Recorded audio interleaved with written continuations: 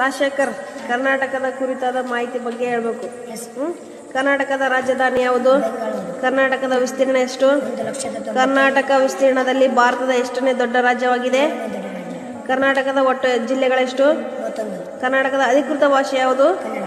ಕರ್ನಾಟಕದ ಪ್ರಸ್ತುತ ಜನಸಂಖ್ಯೆ ಎಷ್ಟು? 6 ಕೋಟಿ ಅಂದಾಜು 12 ಲಕ್ಷ. ವಿಸ್ತೀರ್ಣದಲ್ಲಿ ಕರ್ನಾಟಕದ ಅತಿ ದೊಡ್ಡ ಜಿಲ್ಲೆ ಯಾವುದು? ಬೆಳಗಾವಿ. ವಿಸ್ತೀರ್ಣದಲ್ಲಿ ಕರ್ನಾಟಕದ ಅತಿ ಚಿಕ್ಕ ಜಿಲ್ಲೆ ಯಾವುದು? ಬೆಂಗಳೂರು ನಗರ. ಅತಿ ಹೆಚ್ಚು ತಾಲೂಕು ಹೊಂದಿರುವ ಜಿಲ್ಲೆ ಯಾವುದು? ಬೆಳಗಾವಿ. ಕರ್ನಾಟಕದಲ್ಲಿರುವ ಕಂದಾಯ ವಿಭಾಗಗಳೆಷ್ಟು? 4.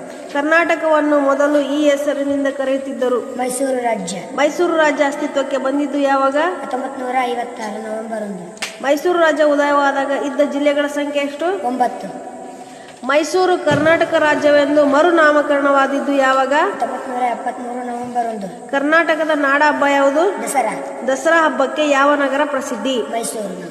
ಕರ್ನಾಟಕದ ನಾಡಗೀತೆ ಯಾವುದು? ಜೈ ಭಾರತ ಜನನೇತನ ಜಾತಿ. ನಾಡಗೀತೆ ಬರೆದವರು ಯಾರು? ಕುವೆಂಪು. ಕರ್ನಾಟಕದ ರಾಜ್ಯೋತ್ಸವವನ್ನು ಯಾವ ದಿನ ಆಚರಿಸುತ್ತಾರೆ? ನವೆಂಬರ್ 1. ಶ್ರೀಗಂಧದ ನಾಡು, ಚಿನ್ನದ ನಾಡು ಎಂದು ಕರೆಯುವ ಯಾವ ರಾಜ್ಯವನ್ನು ಕರೆಯುತ್ತಾರೆ? ಕರ್ನಾಟಕ.